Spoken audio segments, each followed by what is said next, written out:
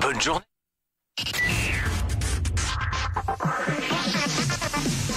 Pour vous protéger et protéger les autres, restez chez vous. Restez chez vous. Et écoutez la meilleure des web radios. Écoutez la meilleure des web radios.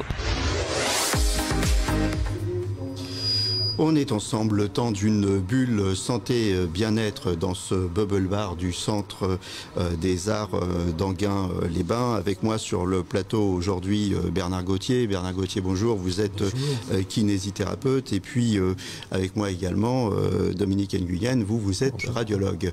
Aujourd'hui ensemble on va parler du mal du siècle. On va parler du mal de dos. On dit souvent que le mal de dos c'est le mal du siècle. Bernard Gauthier. Oui, effectivement, c'est une pathologie très fréquente. Le dos étant cette partie du corps qui va à peu près de la base de la tête jusqu'au sacrum et au deux iliaques, c'est-à-dire le bassin. Donc on a un empilement de vertèbres, donc beaucoup d'articulations possibles qui permettent un mouvement, des mouvements, un peu dans tous les plans de l'espace. Mais ce qui veut dire aussi que si tout va bien, tout, à un autre moment, ne peut pas aller aussi bien. Alors, comme vous le dites, il y a un empilement de vertèbres, il y a aussi un entrecroisement de muscles. Tout ça, c'est complexe et ça aboutit à des positions vraiment diverses et variées. Voilà. Donc, plus on a d'articulation, plus on a de mouvements. Et la richesse de la colonne vertébrale, c'est justement de déployer tous ces mouvements, quel que soit le niveau. Alors, le niveau cervical est plus important parce qu'il n'y a pas de limitation comme on a au niveau dorsal avec les côtes.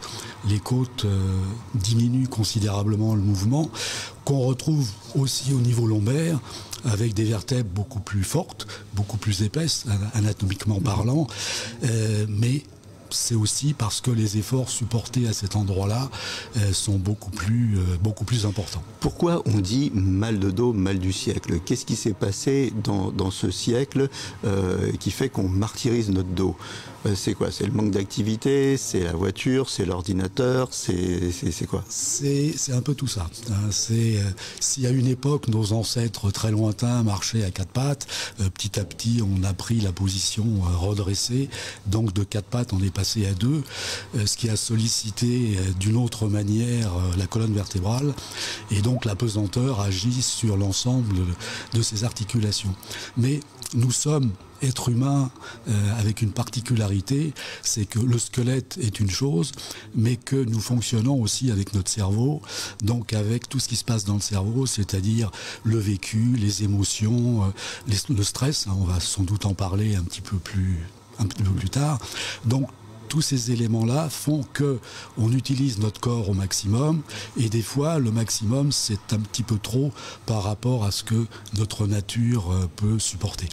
Qu'est-ce qu'il n'aime pas le dos? Il n'aime pas les positions statiques. Par exemple, si je travaille toute la journée à mon ordinateur, le cerveau dont vous parliez, il va falloir le supporter, il va falloir supporter ce poids du crâne, et si j'ai pas les yeux vraiment en face de mon écran d'ordinateur, je vais faire travailler en fait d'une mauvaise manière, je vais faire travailler mon dos, c'est ça? Oui, alors en ce moment, il y a cette particularité avec la pandémie du télétravail, donc tous ceux qui travaillent et qui peuvent rester à la maison en télétravail le font, mais ça impose des conditions de fonctionnement qui sont effectivement pas forcément physiologiques. C'est-à-dire que en effet, quelle que soit la position, allongée, assise ou debout, en marchant ou en étant statique, on est adapté à toutes ces positions.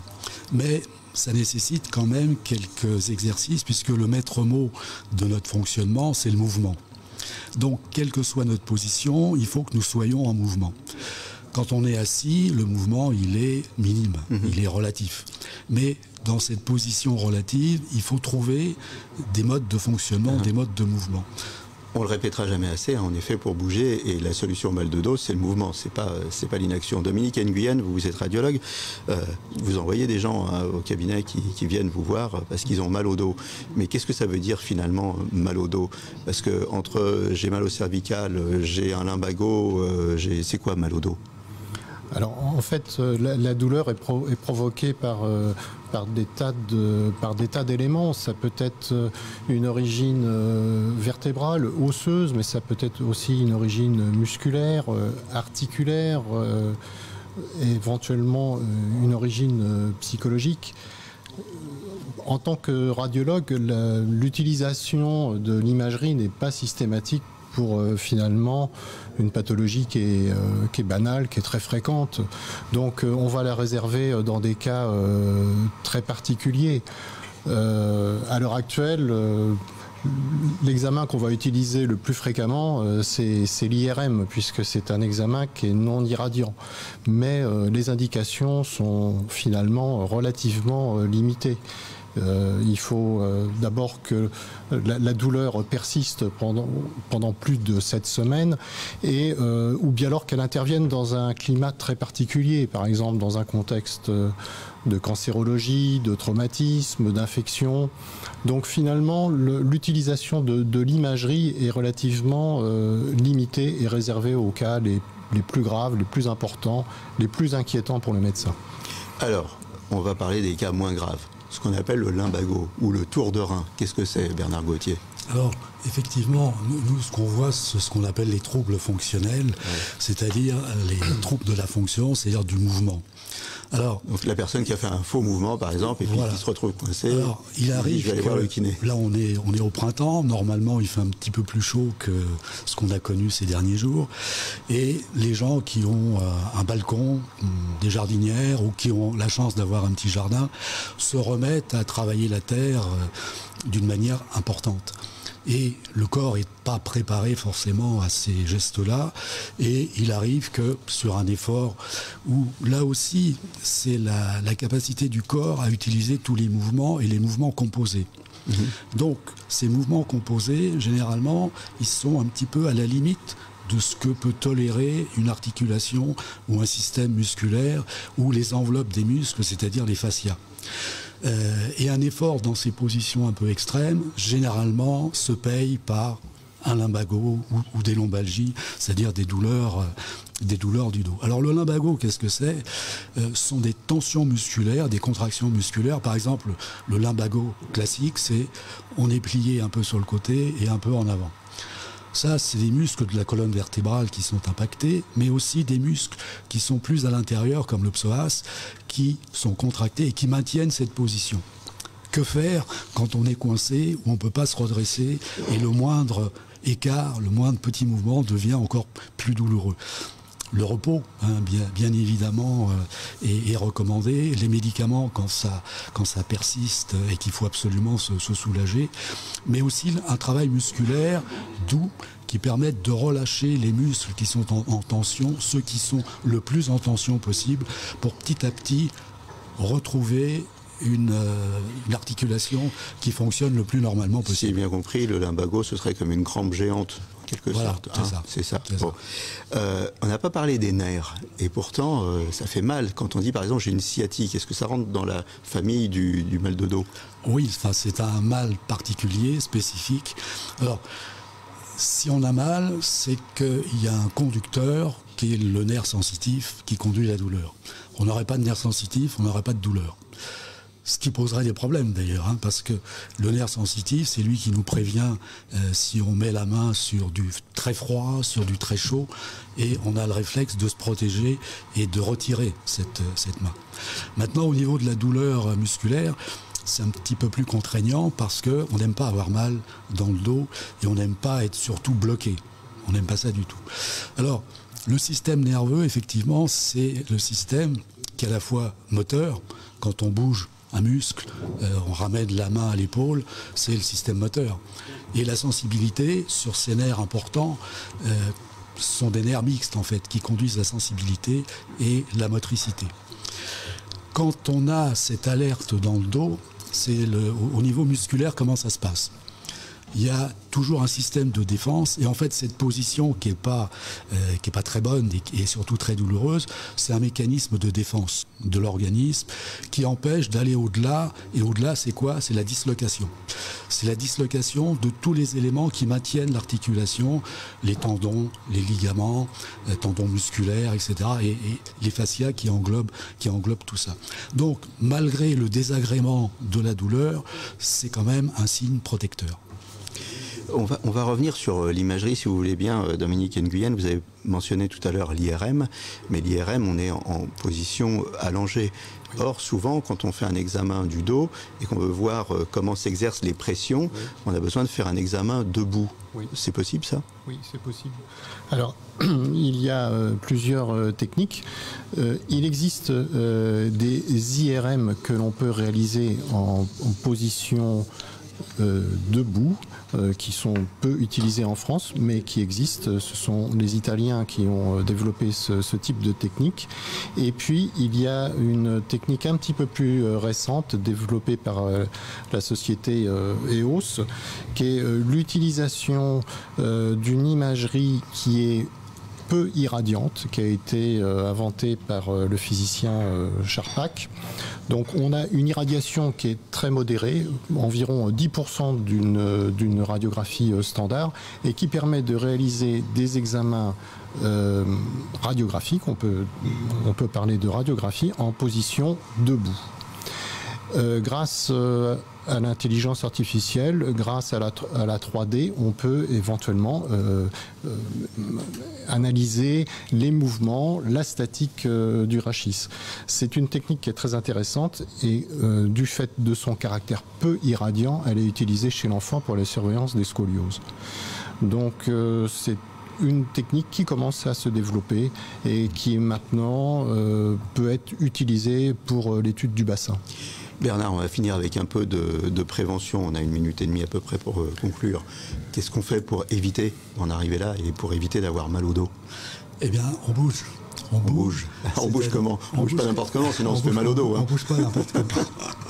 C'est-à-dire que en position, puisqu'on est tous assis là, en position assise, on ne peut pas rester assis trop longtemps sans faire des mouvements qui évitent justement la contracture musculaire, le spasme musculaire, donc la douleur. Donc tout en étant en position assise, on utilise ces possibilités, on tourne d'un côté, à droite, à gauche, on se penche en avant, on se penche en arrière, sur le côté. Et surtout, il y a quand même un muscle dont on n'a pas parlé, qui est le diaphragme, qui est le muscle de la respiration.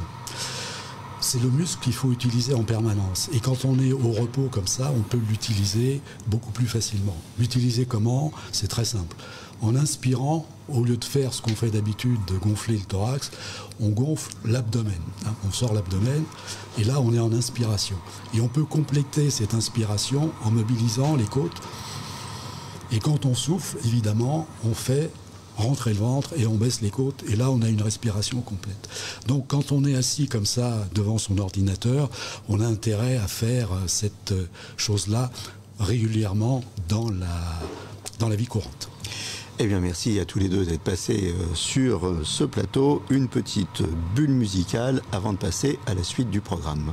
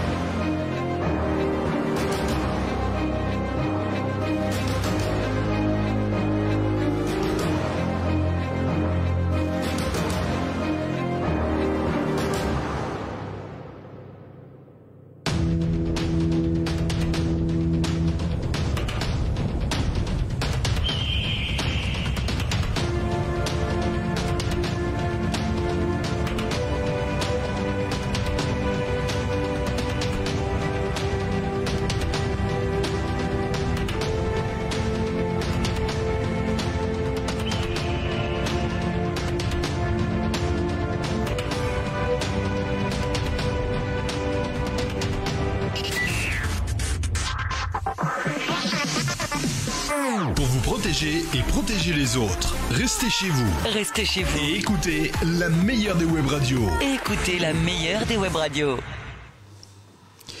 Donc la bulle santé bien-être, ça continue.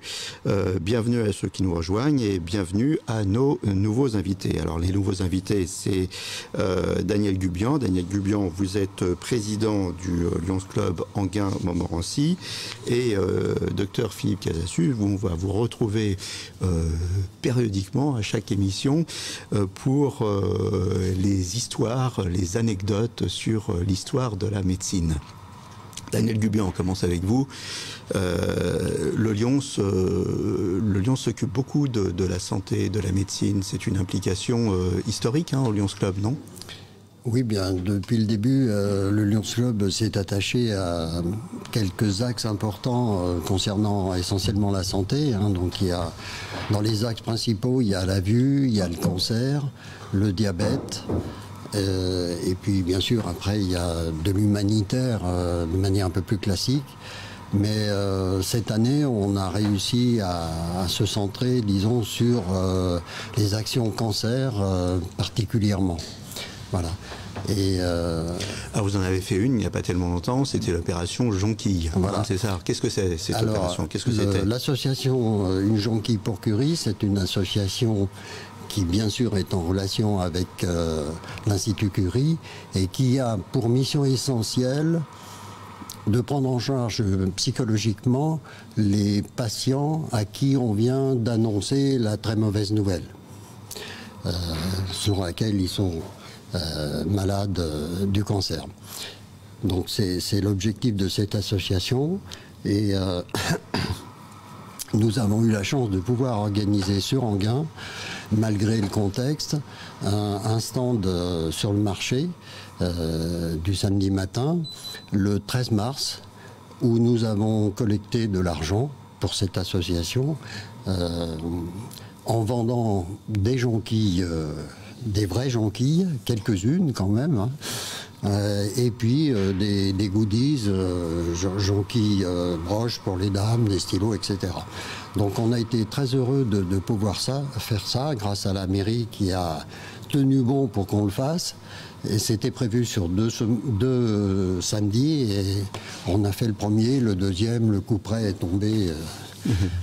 Comment ça se passe alors ? C'est des associations qui viennent vous voir et vous sélectionnez les causes que vous voulez défendre, c'est ça, et vous organisez un certain nombre d'opérations dans l'année. On va parler des opérations à venir après, mais oui. Comment ça se passe ? Alors, effectivement, on est contacté par un certain nombre d'associations qui ont des projets très précis, quelquefois très ponctuels. Et nous, on choisit les actions sur deux axes. Nous cherchons à œuvrer localement, essentiellement, donc sur, si possible, les deux communes d'Enghien et de Montmorency, et bien sûr des actions qui sont dans le cadre de nos axes principaux d'activité du club, quoi. Donc sur les maladies dont on a parlé. Et là, il y a eu un partenariat qui s'est créé il y a 3 ans avec Une Jonquille pour Curie, puisque la déléguée sur, si vous voulez, sur Enghien, qui s'appelle Madame Liban, Sylvie Liban, n'a pas de structure pour organiser une opération comme celle-ci. Donc elle avait fait appel au Lions Club. Voilà, donc le lion est venu à la rescousse. Voilà. Le lion était là. Le lion était là, le lion rugit. Alors le lion, il va continuer à rugir. C'est quoi l'actu du lion dans les prochaines semaines ? Alors, nous avons aujourd'hui une prévision, parce que je ne parle plus que de prévision. Eh oui, il faut dire qu'on est en Covid, donc c'est compliqué. Voilà. Allez, on y croit. On y croit. On y croit. On voit donc, le bout du tunnel. Le 22 mai, un peu sur la même forme, on imagine un stand au marché d'Enghien, parce qu'on n'ose pas imaginer un stand dans la ville, voilà. Un stand pour collecter de l'argent. Alors c'est un petit peu différent, mais ça se rejoint quelque part. La ville d'Argenteuil a un gros projet qui est un projet d'IRM spécial pour les enfants. Les enfants qui sont souvent atteints d'une tumeur doivent passer un IRM et ils sont très effrayés de rentrer dans cette machine qui les avale, qui fait un bruit pas possible. Donc il a été fabriqué un système qui, si j'ai bien compris, passe un film à l'enfant, le distrait complètement, il y a de la musique. Et il ne se rend pas compte, quoi. Il est dans la jungle avec Tarzan et hop, l'IRM se passe tout seul. Ça évite les sédatifs, tout ça. Et ça coûte 35 000 €.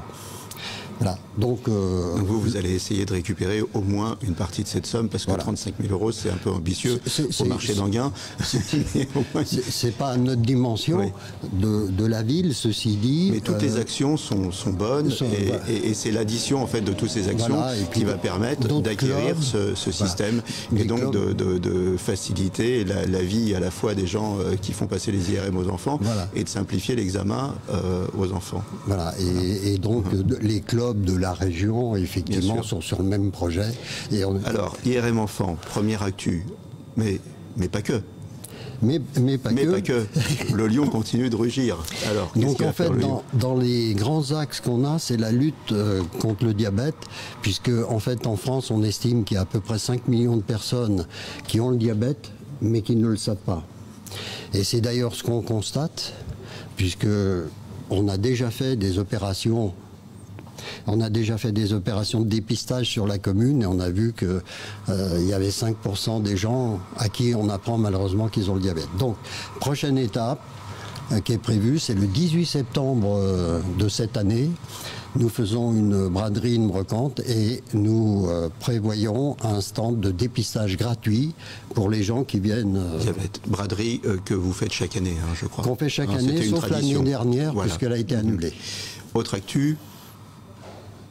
Alors, pour l'instant, il n'y en a pas beaucoup, parce qu'on s'arrête là, on ne sait pas où ça va aller, mais on pense peut-être aux EME éventuellement. L'autre actu, oui, voilà, c'est qu'on se retrouvera aux entretiens médicaux d'Enghien. D'ailleurs, j'en profite pour annoncer que le 22 avril, il y a une session numérique des entretiens médicaux d'Enghien qui va être consacrée au Covid longue. Alors, anecdote, histoire de la médecine. On va se tourner vers Philippe Casassu. Philippe Casassu, vous êtes un spécialiste, vous êtes professeur de thérapeutique, vous êtes passionné d'histoire de la médecine et on va vous retrouver régulièrement dans cette émission pour nous raconter un petit bout d'histoire de la médecine ou une anecdote sur l'histoire de la médecine. On vient de parler du cancer. Les premières chimios.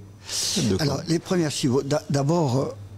je dois dire que je suis enthousiasmé par les progrès de la médecine et en particulier en cancérologie. Et ces progrès sont exponentiels et sont beaucoup marqués depuis une quarantaine d'années. Mais comment est-ce que ça a commencé? La première chimio... Alors, pourquoi ces progrès d'abord? C'est parce que quelqu'un a fait une observation, a été curieux. Après cette observation, a eu une idée et l'a appliquée en appliquant le principe de la recherche. Alors comment c'est arrivé pour la première chimiothérapie? Eh bien, c'est parti de quelque chose qui nous fait horreur, c'est la guerre chimique. Figurez-vous que ça a commencé au cours de la guerre de 14-18. Au cours de la guerre de 14-18, les Allemands, et pas que, et ensuite d'ailleurs ça s'est beaucoup amplifié, ont utilisé des gaz de combat. Et en particulier en 1917, ils ont envoyé du côté de la ville de Ypres, il y avait des navires alliés qui s'approchaient. Ils ont envoyé des gaz, ça a entraîné des morts, des catastrophes chez les marins alliés. Il y avait beaucoup d'ailleurs de Bretons, de Normands. Et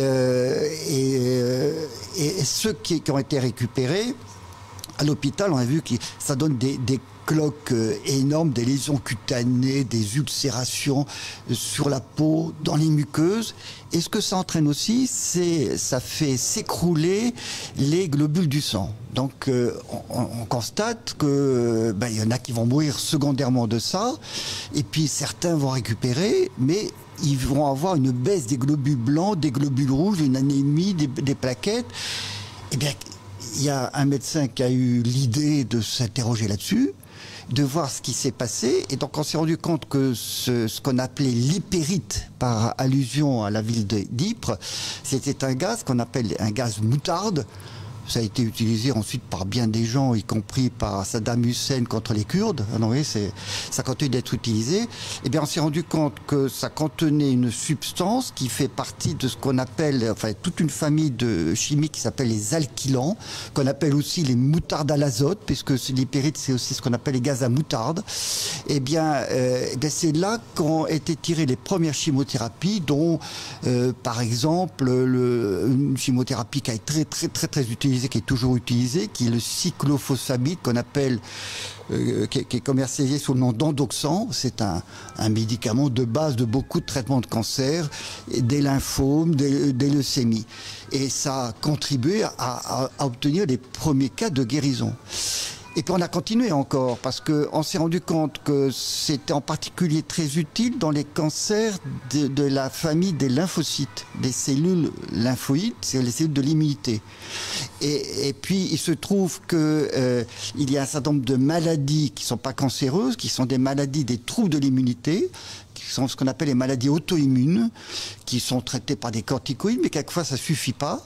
Eh bien, pour bloquer un peu plus la réaction pathologique de ce type de maladie, on a besoin d'immunosuppresseurs. Et bien l'Endoxan a été utilisé aussi comme immunosuppresseur. Donc vous voyez que le gaz à moutarde, cette catastrophe a permis d'améliorer, de donner des premières armes dans le traitement des cancers, et même, il est encore utilisé aujourd'hui, dans le traitement de pathologies graves immunitaires.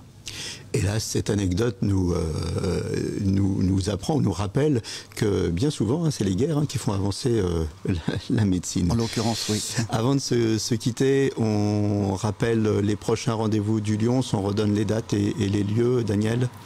Oui, donc la prochaine date pour la collecte IRM, c'est le 22 mai, samedi 22 mai matin, sur le marché d'Anguin. Et la suivante, c'est le 18 septembre à la Brocante. Là, par contre, ça ne sera pas au marché, sinon ça serait trop récent. C'est sur la place du Manège, à Anguin toujours. Voilà. Et puis les EME, vous 22 mai, 18 septembre. Et moi, je vous rappelle le rendez-vous du 22 avril, 19-21h, rendez-vous digital des entretiens médicaux d'Anguin sur les Covid longues. Merci à tous de nous avoir rejoints au Bubble Bar du Centre des Arts d'Anguin-les-Bains. À très bientôt pour une nouvelle bulle santé bien-être. Et d'ici là, portez-vous bien.